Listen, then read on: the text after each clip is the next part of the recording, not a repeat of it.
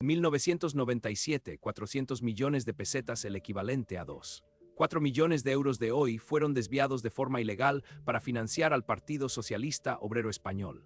Este es el caso Filesa, la trama de corrupción que sacudió los cimientos de la política española y expuso cómo el poder puede manipular las finanzas a su antojo. No fue una simple donación, fue un sofisticado entramado de empresas, fantasma, facturas falsas y contratos inexistentes. ¿Cómo se orquestó este robo legal? ¿Quiénes fueron los cerebros detrás de esta operación y qué precio pagaron? Prepárense para desvelar los hechos probados por la justicia, las sentencias y el legado de impunidad que aún hoy resuena en nuestra democracia. Esto es lo que nadie te contó sobre Filesa. El origen de la estafa se remonta a finales de los años 80, cuando el PSOE necesitaba fondos para sus campañas y actividades. Para evitar los controles de financiación, se creó una red de 3 empresas clave: Filesa, Malesa y Team Export. Estas compañías, aunque aparentemente dedicadas a la consultoría, eran en realidad pantallas diseñadas para recibir dinero de grandes empresas, tanto públicas como privadas. Los cerebros iniciales de esta operación fueron Carlos Navarro, Alberto Flores y Luis Oliveres. Su misión era clara: contactar con empresarios y ofrecerles supuestos servicios de asesoría y estudios de mercado. El problema es que la mayoría de estos informes nunca existieron o eran copias sin valor real. Era una forma de blanquear dinero y canalizarlo directamente a las arcas del partido fuera de toda fiscalización legal. Este montaje inicial sentó las bases para el desvío masivo de fondos que la justicia acabaría por destapar años después, dejando al descubierto una práctica sistemática de financiación ilegal. La ingeniería financiera era compleja, pero el objetivo era simple: dinero negro para el partido en el poder. El modus operandi de Filesa era alarmantemente sencillo pero efectivo. Las empresas, muchas de ellas grandes corporaciones y entidades públicas como Caja Postal Argentaria, Iberia y Renfe, pagaban grandes sumas por supuestos informes de consultoría.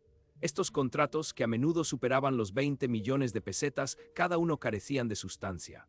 Se facturaban trabajos ficticios o se inflaban precios de servicios mínimos. El dinero, una vez en las cuentas de Filesa, Malesa o Team Export, se transfería a una intrincada red de subcontratas y finalmente llegaba al PSOE a través de mecanismos opacos. Se estima que se desviaron más de 400 millones de pesetas, una cifra escandalosa para la época. La red de contactos del partido era fundamental para conseguir estos contratos. Políticos y directivos de empresas públicas facilitaban los acuerdos, conscientes de que el dinero acabaría financiando al partido en el gobierno. La trama se apoyaba en la complicidad de quienes se beneficiaban del favor político y de quienes preferían no preguntar demasiado sobre el destino final de esos fondos. Este sistema garantizaba un flujo constante de dinero negro sin dejar rastro aparente. La trama de Filesa comenzó a desmoronarse gracias a la investigación periodística, especialmente la del diario El Mundo a principios de los años 90. Las revelaciones iniciales destaparon la existencia de estas empresas y la opacidad de sus operaciones. La Audiencia Nacional asumió el caso y pronto se identificaron a los principales implicados. Entre ellos destacaban José María Sala, ex senador del PSOE y considerado uno de los cerebros de la trama, y Carlos Navarro, también ex senador y figura clave en la creación de Filesa. Otros nombres como Luis Oliveres, Miguel Moltó y Alberto Flores también fueron imputados. La instrucción fue larga y compleja, con numerosos testimonios y peritajes que confirmaron la naturaleza fraudulenta de los contratos. La presión mediática y la gravedad de las acusaciones hicieron que el caso se convirtiera en un símbolo de la corrupción en España, afectando gravemente la imagen del Partido Socialista y del gobierno de Felipe González.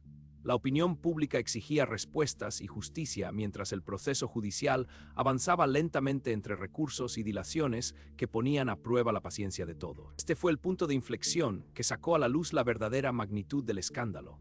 Finalmente, el 24 de enero de 1997, el Tribunal Supremo emitió la sentencia firme que condenaba a varios de los implicados. José María Sala fue condenado a 3 años de prisión por delitos de falsedad y apropiación indebida, además de inhabilitación. Carlos Navarro recibió una pena de 2 años de cárcel por falsedad. Luis Oliveres fue condenado a 2 años y 4 meses. En total, 16 personas fueron condenadas por su participación en la trama. La sentencia confirmó que Filesa, Malesa y Team Export eran instrumentos para desviar fondos al PSOE, aunque el partido no fue condenado directamente como persona jurídica.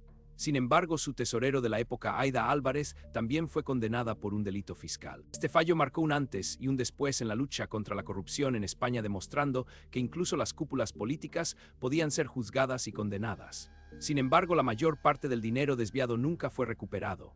Filesa dejó un legado de desconfianza en la clase política y en el sistema de financiación de los partidos, un recordatorio doloroso de cómo el poder puede ser corrompido y cómo la justicia, aunque lenta a veces, llega. Es un capítulo oscuro pero esencial de nuestra historia reciente. El caso Filesa no es solo una anécdota del pasado, es una cicatriz en la memoria colectiva española. Los 400 millones de pesetas desviados nunca fueron devueltos en su totalidad y las condenas, aunque históricas, a menudo se sintieron insuficientes para la magnitud del fraude. La trama expuso una verdad incómoda. La facilidad con la que el dinero oscuro puede infiltrarse en la política y cómo algunos líderes estaban dispuestos a cruzar líneas rojas para mantener el poder. Es una historia de ambición-engaño y una justicia que, aunque llegó, dejó un sabor amargo. ¿Fue esta sentencia un acto de justicia real o solo un teatro para calmar a la opinión pública? ¿Crees que hoy se podría repetir un caso así? Coméntame tu opinión. Y si quieres seguir descubriendo los casos más oscuros y olvidados de la corrupción y las estafas en España, suscríbete. Cada semana desvelamos un nuevo caso que la justicia enterró y que nadie te contó.